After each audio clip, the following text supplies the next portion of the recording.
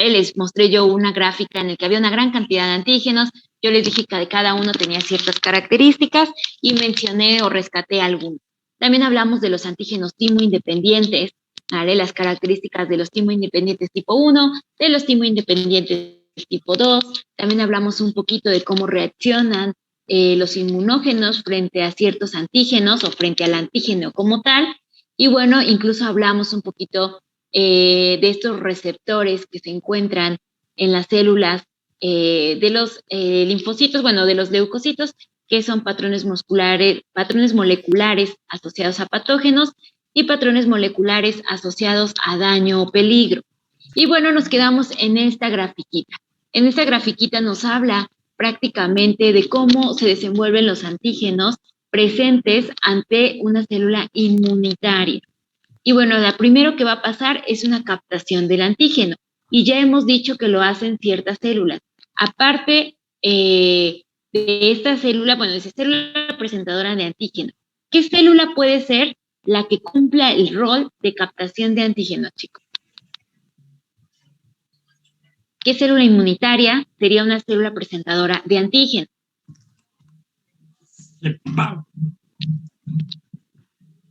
Levanten la manita, chicos, por favor.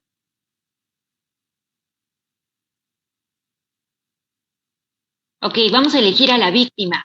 Lisette Zárate, una célula que podría estar en este lugar como célula presentadora de antígeno. Las células dendríticas. Las células dendríticas pueden ser, ¿vale? Porque ellas son las que por excelencia tienen el rol de células presentadoras de antígeno. Otra célula también. ¿Qué otra célula, chicos? ¿Qué otra célula forma parte de este equipo? Los macrófagos. Los macrófagos, correcto. Sobre todo los macrófagos y en segundo lugar las células dendríticas pueden captar al antígeno. Por lo regular lo hacen los macrófagos, porque tenemos una gran cantidad de macrófagos en los tejidos, ¿vale? Y bueno, entonces ellos captan al antígeno, reconocen que este puede ser un antígeno que nos pueda provocar un daño potencial. Seguramente este antígeno tiene que tener un contenido proteico, puede ser también junto con un lípido, puede ser una lipoproteína. Ayer mencionábamos algunos componentes que nos hacen más afines al sistema inmunológico y bueno, lo captan. Captan este antígeno y entonces comienzan a procesarlo. Si es un macrófago, este comienza a realizar el proceso de fagocitosis, ¿vale? Si es una célula presentadora de antígeno, como puede ser una célula dendrítica, también puede hacer un poco de fagocitosis, porque eso es una de sus funciones. Y bueno, entonces lo fagocitan, lo comienzan a procesar y aquí se produce como tal un proceso que se denomina quimiotaxis, ¿vale? La quimiotaxis, bueno, permite que otras células inmunitarias lleguen al sitio de lesión. Y bueno, este mismo macrófago comienza a fagocitar al antígeno y ya que lo fagocitó, lo fracciona, ¿no? Eso ya lo sabemos. Lo fracciona, lo hace pedacitos y entonces se lo tiene que presentar a alguien. A esto se denomina presentación de antígeno. Y bueno, ¿dónde están esas fracciones de antígeno? Van a estar en la membrana celular de la célula inmunitaria, en este caso del macrófago. Van a estar aquí, ¿vale? Junto con los antígenos propios de la célula inmunitaria, que se llaman HLA. ¿Qué son los HLA, chicos?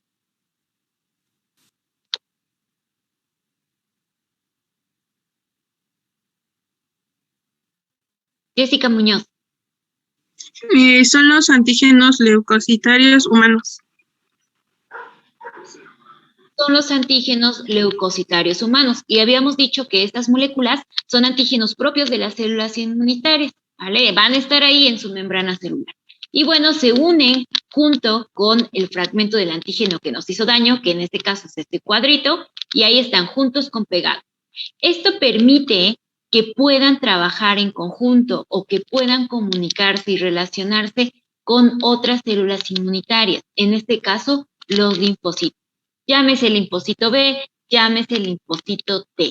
Y a esto se denomina reconocimiento de antígeno. Estas son las etapas del reconocimiento de antígenos. Si yo les preguntara, ¿cuál es la etapa, Catalina Sebo, del reconocimiento antigénico o el reconocimiento de antígenos? Tú me tendrías que decir, en primer lugar, es la captación del antígeno, En segundo lugar, el procesamiento del antígeno. Y en tercer lugar, la presentación del antígeno. ¿Vale? Gracias a estos tres procesos, se puede reconocer al antígeno como tal o a la fracción de antígeno que nos pueda estar provocando daño. Aquí tenemos otro esquema que nos habla exactamente de lo mismo. Este me gusta mucho más porque este está un poquito más completo al anterior. Este, por ejemplo, ya nos menciona que es un macrófago, la célula presentadora de antígeno que tiene mayor incidencia para captar a estas moléculas. Y bueno, ellos están ahí purulando en el tejido, ¿vale? Están ahí haciendo su patrullaje normal y se encuentran con una bacteria. ¿Vale? Aquí nos dice gérmenes, puede ser una bacteria, por ejemplo, y entonces el macrófago lo reconoce como un antígeno y lo que hace es capturarlo. Entonces tenemos el primer paso, captura o captación del antígeno. Y entonces lo captura, se empieza a dar cuenta o lo empieza a reconocer como uno que no es propio, es un antígeno que no es propio del cuerpo, y nos dice aquí, el germen es detectado y fagocitado por el macrófago. Entonces lo fagocita, ¿vale? Al mismo tiempo aquí se produce ya la quimiotaxis, se estaría produciendo aquí, ¿vale? Y nos dice, número 2, partes del germen o del antígeno se exponen en la superficie externa del macrófago y son presentados a diferentes linfocitos hasta encontrar alguno capaz de fabricar un anticuerpo eficaz contra él. Este sería el segundo paso. ¿Cuál es el segundo paso, chicos? Procesamiento de antígeno. Procesamiento del antígeno, ¿vale? Captura, procesamiento. Entonces aquí se comienza a procesar el antígeno y nos dice que las partes del germen se exponen aquí, en la superficie de la célula inmunitaria. Ese es el antígeno, son las fracciones del antígeno. Y aquí también vamos a encontrar a los antígenos leucocitarios humanos, junto con pegado, chicos, junto con pegado van a encontrar. Y bueno, entonces tienen que enseñárselo o presentárselo a los linfocitos para que ellos lo puedan reconocer. ¿Cómo se denomina ese paso, chicos? Es esto, ¿vale? La presentación del antígeno. Presentación del antígeno, correcto. Se presenta el antígeno a los linfocitos. Nos dice, este linfocito recibe el estímulo que lo hace multiplicarse rápidamente. Aquí, en el paso 1 y el paso 2, estamos hablando de una inmunidad innata. Ya a partir del paso 3, comienza la inmunidad adquirida o adaptativa. Y es con esta, con la presentación del antígeno. Y bueno, esta se presenta al linfocito.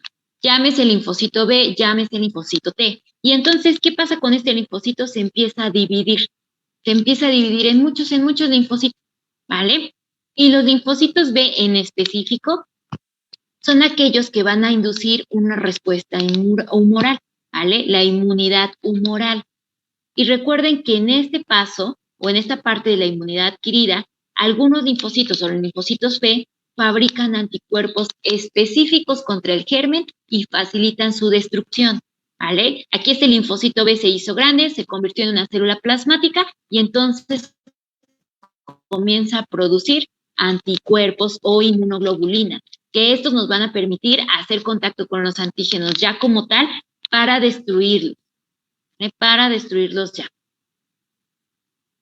Y bueno, después tenemos a los linfocitos T. Aquí sucede un tipo de inmunidad, que es la inmunidad de tipo ¿qué, chicos? ¿Qué tipo de inmunidad se produce con los linfocitos T? Adaptativa. ¿La inmunidad qué? Adaptativa. Esto ya es inmunidad adaptativa. Ajá, ahí nos dicen algo. Celular, ¿vale? Es un subtipo de la inmunidad adaptativa, es la inmunidad celular, ¿vale? O respuesta celular también se puede denominar, y esta está a cargo de los linfocitos T. Nos dice, otros linfocitos, los linfocitos T, son capaces de detectar a las células infectadas por el germen y las destruyen. Esta es una respuesta celular. ¿Por qué? Porque mientras está sucediendo este proceso, quizá ustedes piensan que todo se detiene. No. Digamos que aquí atraparon a uno de los malos y ya lo están tratando de procesar, pero hay muchas otras bacterias ahí en el tejido que están dañando a células del huésped, que las están lastimando. ¿vale? Todo esto sucede simultáneamente. Entonces, mientras esto está sucediendo, ¿qué pasa con esas células? Esas células se están infectando, se están destruyendo. Y entonces los linfocitos T, como ya les presentaron al bicho, ya les dijeron, este es un antígeno que nos va a hacer daño, es un inmunógeno, y entonces necesito que lo destruyas. Bueno, los linfocitos B ya están haciendo sus anticuerpos. Ok, entonces los linfocitos T tienen que ir directamente a la célula infectada, ¿vale? Para poder contrarrestar a esos inmunógenos o antígenos.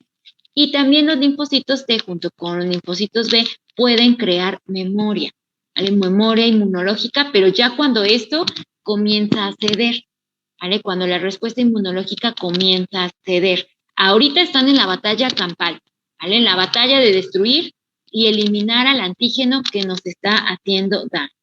¿Dudas con este esquema, chicos? ¿Alguna pregunta? No, profa. No, profe. Ok. Pregunta, Nayeli Machorro, ¿no tienes preguntas? Porque veo tu carita así como que unas cosas de que no, unas cosas de que sí. Sí, conforme a las HLA, se encuentran entonces en el número 2.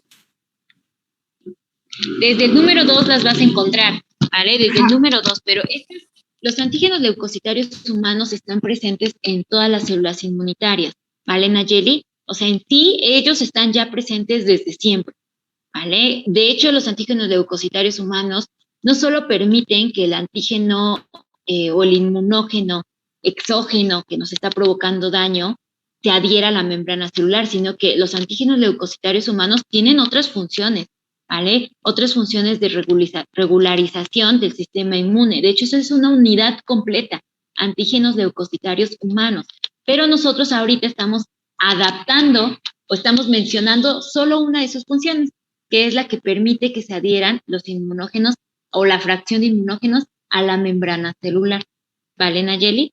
Solamente estamos hablando una de sus funciones. Aquí empieza el reto de cada uno de ustedes como estudiantes, porque al principio es bien fácil. Yo les digo como algunas cositas, pero así se va complicando cada vez más, cada vez más. ¿Por qué? Porque ya estamos fabricando la respuesta inmunológica. ¿Vale? Ya estamos, por ejemplo, aquí estamos hablando del papel de los antígenos. Y estoy hablando cómo se procesan o cómo es como tal el proceso de reconocimiento de antígenos. Pero ya les mencioné a los antígenos leucocitarios humanos. Cuando nosotros entremos a esa unidad, ustedes ya tienen que tener una idea de qué son los antígenos leucocitarios humanos y en dónde están participando. Es lo mismo que pasa en esta parte. Les estoy preguntando qué tipo de inmunidad se está produciendo y algunos ya lo captaron y me dicen inmunidad humoral, inmunidad celular, porque están correlacionando la información. Entonces ya comienza el reto. No se preocupen, de todas formas, si ustedes tienen alguna duda, háganmela saber, porque a partir de ahora ya esto se va a leer en chino, en cualquier otro idioma, porque ya va a estar un poquito más complejo, pero vamos bien. ¿Tienen alguna duda, chicos? ¿Dudas? No, profesora. Bueno, ok. Ahora vamos a olvidarnos un poquito ya de la unidad de antígenos y vamos a hablar del tema de vacuna. En nuestro temario de inmunología nos pone a los antígenos y al tema de vacunas juntos. No sé por qué, pero bueno, quizá un poquito por la relación que tienen estos antígenos o estos inmunógenos dentro del huésped y al producir una respuesta inmunológica, cómo es que actúan las vacunas en esta parte, ¿no? Quizá es por eso que nos colocan este tema. Nosotros vamos a hablar muy poquito del tema de vacunas. La verdad es que nos habla un poquito de una inmunidad de tipo pasiva.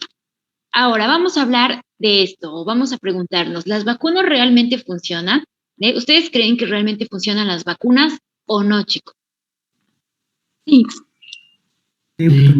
Sí, algunos dicen sí, casi todos mueven su cabecita que dicen que sí. Bueno, realmente las vacunas fueron diseñadas para contrarrestar ciertas enfermedades, las cuales están o estuvieron provocando mucha mortalidad, pero hay muchos autores que nos dicen que no son tan necesarias. En realidad el ser humano tiene la capacidad de adaptación y su sistema inmunológico también.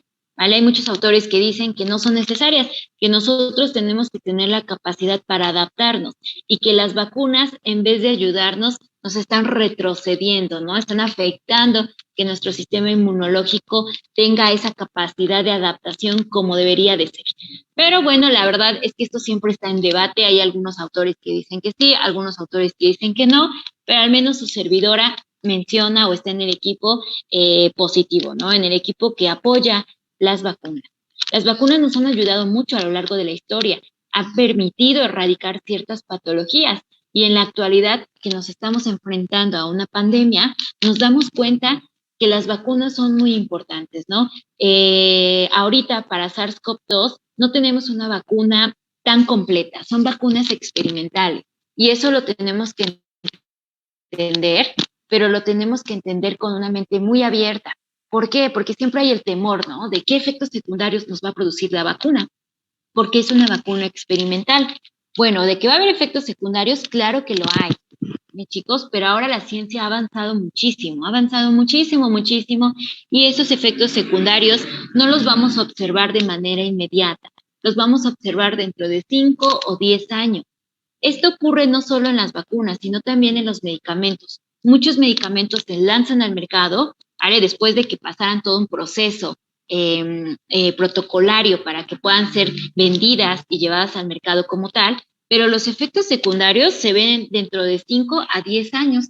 Hay muchos medicamentos que salen al mercado y que después los quitan o los prohíben porque comienzan a verse efectos secundarios que puedan estar dañando a la persona o puedan estarles provocando otra patología. Lo mismo va a pasar con esta vacuna, lo mismo, chicos. Todo ocurre, siempre ocurre esto. Ahora, ¿qué pasó con la vacuna de la influenza? La vacuna de la influenza, cuando empezó esto de la influenza H1N1, se lanzó un prototipo de vacuna muy bueno, ¿vale? Un prototipo de vacuna muy, muy bueno, pero comenzaron a haber síndromes de Guillain-Barré colaterales a la vacuna de la influenza. Esto es normal, chicos. ¿Por qué? Porque estas vacunas no van directo a reaccionar con el sistema inmunológico. No, tiene que haber un proceso, como lo hemos visto hasta ahora, para que el sistema inmunológico entienda que es un agente extraño, se prepare y entonces genere memoria. Y durante este proceso va a haber efectos colaterales. En el caso del síndrome de Guillain-Barré, sucede porque así como la reacción inmunológica va contra el virus de la influenza, lamentablemente también daña al tejido. Y en este caso, daña a los nervios periféricos. Ahora, ¿qué pasa con el sinfín de vacunas que tenemos actualmente para COVID? Ocurre lo mismo. La vacuna de AstraZeneca tiene efectos secundarios, han encontrado que hay formación de trombos, pero es una incidencia muy pequeñita y eso es lo que tenemos que entender. No todas las personas van a reaccionar igual. Entonces, si cuando les pregunten, ¿las vacunas van a generar efectos secundarios? Claro que sí, claro que van a generar efectos secundarios, pero estos efectos secundarios, si nosotros ponemos en una balanza el efecto secundario contra la muerte, siempre va a ganar el efecto secundario, siempre va a ser más positivo tener un efecto secundario y sobrevivir a morir, ¿no? Ante la presencia de este virus. Ahora, otra situación. Bueno, ese es un ejemplo, ¿no? La AstraZeneca, pero tenemos también algunos otros efectos secundarios en algunas otras vacunas. Aún así, nosotros nos tenemos que vacunar porque nosotros estamos a favor de la ciencia y ya sabemos que pueden tener efectos secundarios, sí, pero la incidencia es mucho menor y depende mucho del huésped. ¿Qué pasó, Catalina? Bueno, es que ahorita que decía, bueno, con los efectos secundarios y todo, yo, por ejemplo, soy súper pro vacunas. De hecho, por ejemplo, la del COVID es así como de a qué hora me llaman para que me la ponga. Pero con la vacuna de la influenza a mí me pasa que los efectos secundarios que son como luego de que te pongan la vacuna, no me duran las 72 horas que dicen. Entonces, suelo vacunarme y me duran 2, 3 semanas y ese año suelo enfermarme más de gripa. Afortunadamente nunca me ha dado influenza con o sin vacuna. Entonces, comentándolo con el cardiólogo, porque tengo una condición que se llama disautonomía, dijo que podría ser como, no está comprobado realmente, pero que sí varias personas con disautonomía le habían comentado como de esta hipersensibilidad a la vacuna de la influenza. En realidad no se sabe si tiene relación o no, pero por ejemplo a mí lo que me recomendaban era que en lugar de ponérmela anualmente como se recomienda la vacuna de la influenza, me la podía poner cada 3 o 4 años, en mi caso, no es para todos, pero debido a la hipersensibilidad de la vacuna, que no sabemos a qué sea, eh, y que rara vez me he enfermado de influenza, entonces en ese caso, por ejemplo, la vacuna de la influenza yo me la pongo cada 3 o 4 años en lugar de cada año, porque no, nunca me he enfermado de influenza, como les decía, y el año que me pongo la vacuna me suelen dar más gripes que el año que no me la pongo, entonces, pues nada más, era algo curioso que quería comentar. Sí, Catalina, yo creo que eso pasa porque a pesar de que la disautonomía es un problema, bien curiosa esa patología como tal o esa condición, porque hay una falta de coordinación, ¿vale? De la función del corazón, ¿vale? Ahí los ventrículos y las aurículas no se contraen de manera sincrónica, ¿no? O de manera coordinada. Entonces, en tu caso, Catalina, específicamente, yo creo que sí tienes una alteración del sistema inmunológico que te condiciona a ser más hipersensible, ¿vale? A este tipo de situaciones, sobre todo a la reacción de las vacunas. Déjame decirte que la vacuna de la influenza cada año se está siendo modificada porque no se encuentra la cura, ¿vale? No hay cura para la influenza, por eso nos hacen hincapié de que nos tenemos que vacunar anualmente. Y a mí me pasa lo mismo. Me vacuno, o sea, me colocan esa vacuna, híjoles, y la paso súper mal, ¿vale? Entonces ya es una reacción o es un efecto secundario que depende del huésped. Hay otras personas que dicen, no, pues yo la primera vez me la puse y la pasé mal, pero ya actualmente sin problema, ¿no? Son efectos secundarios que van a cambiar y van a ser muy diferentes entre cada huésped, ¿no? Ahorita, por ejemplo, no sé si ya te colocaste para COVID-19, pero bueno, toma tus precauciones porque tienes este antecedente de hipersensibilidad y no te asustes. Seguramente esta vacuna va a ser anual porque no se ha encontrado la cura como tal, igual que la influenza, ¿no? Entonces, este tipo de situaciones, sobre todo los virus reaccionan así, es muy difícil poder erradicarlos. Algunos compañeros me dicen, profesora, pero entonces, ¿cómo otros virus, por ejemplo, el de la viruela, ¿vale? ¿Por qué esos ya se erradicaron? Bueno, debemos de entender que ya pasaron muchísimos años desde que se dio el primer brote o se empezaron las investigaciones desde el primer brote. De hecho, los pioneros de las vacunas son Edward Jenner y Louis Pasteur, ¿vale? Imagínense, ya pasaron muchísimos años. Entonces, seguramente ya se encontró o se encontró la cura para ese tipo de patologías o para ese tipo de virus. Pero bueno, estos que son más recientes, como el de la influenza, como para SARS-CoV-2, pues apenas está en la batalla, ¿no? Apenas está comenzándose a iniciar todo este proceso de investigación para lograr encontrar una vacuna totalmente efectiva o 100% efectiva que nos pueda provocar inmunidad total, ¿no? Pero bueno, para esto seguramente tienen que pasar varios años. Esto de la pandemia va a durar un poquito más, entonces nosotros tenemos que adaptarnos a esta situación porque pues cada vez se ve más lejano, ¿no? Cada vez se ve más lejano que se desaparezca como tal, entonces tenemos que aprender a vivir con ella. Ahora, las vacunas, bueno, yo también soy pro vacunas, ¿vale, chicos? Quiero aclarar eso. Soy pro vacunas también. Bueno, las vacunas nos han funcionado bastante, sobre todo para el control de enfermedades que requieren inmunidad protectora hacia la población. Gracias a las vacunas se han logrado erradicar estas 12 enfermedades, estas 12 enfermedades. La viruela, la difteria, que si nosotros recordamos nuestras clases de historia, había muchos navegantes que morían por difteria, ¿vale? Era una enfermedad en la cual no había cura en ese entonces, pero en la actualidad tenemos cura gracias a las vacunas. Tétanos también, ¿vale? Que alguna persona puede morir por esta situación del tétano, sí, sí, si no tiene vacuna, ¿vale? Pero la incidencia ya es muy pequeñita. Fiebre amarilla, sobre todo en Europa, que provocó una condición como la que actualmente tenemos. La fiebre amarilla tuvo que tardar entre 5 a 10 años, me parece, para lograr erradicarla en Europa, que fue en donde hubo mayor incidencia de esta patología. Pertussis también es una patología que ya se ha erradicado gracias a las vacunas. Hemófilis influenzae tipo B, ¿vale? Que es muy diferente al H1N1, que esta cada vez está mutando y mutando y mutando.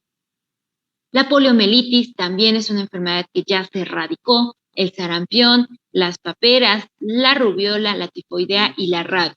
Ahora, mucha atención, de las 7 a la 12 todavía hay casos, ¿vale? Todavía hay casos, por ejemplo, de poliomielitis, todavía hay casos de sarampión actualmente, ¿no? Había uno que otro caso derivado a los que no son pro vacunas, ¿vale? A los antivacunas que ya no querían vacunar a sus hijos y entonces comenzaron a haber brotes de sarampión, cosa que ya no existía, pero bueno, en la actualidad sí puede haber casos aislados de estas patologías.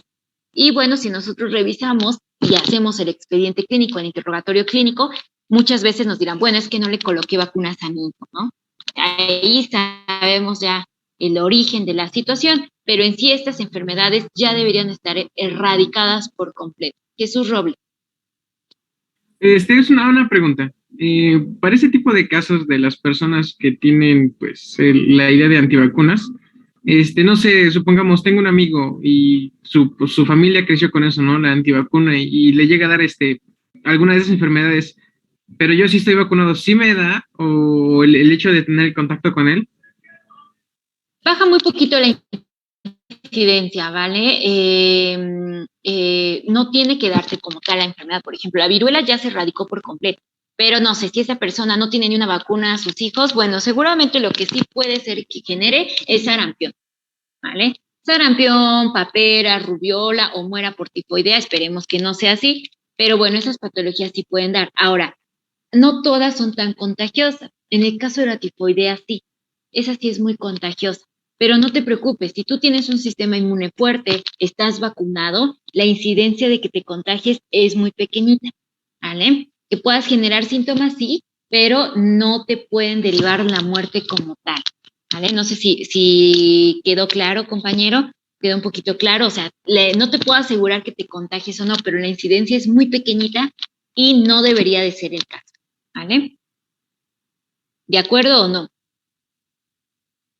Sí, profe. Al compañero que me pregunta. Ah, ok. Sí, Jesús. Entonces, mucho cuidado, no por eso vamos a aislarnos o cosas por el estilo, pero yo sí te recomiendo que tomes tus precauciones. Ahora, ¿qué pasa con la rabia? Me dicen en un grupo, profesora, pero pues es que la rabia, yo en mi pueblo, un perro mordió a un chico y entonces le dio rabia y se enfermó toda la familia y todos se murieron.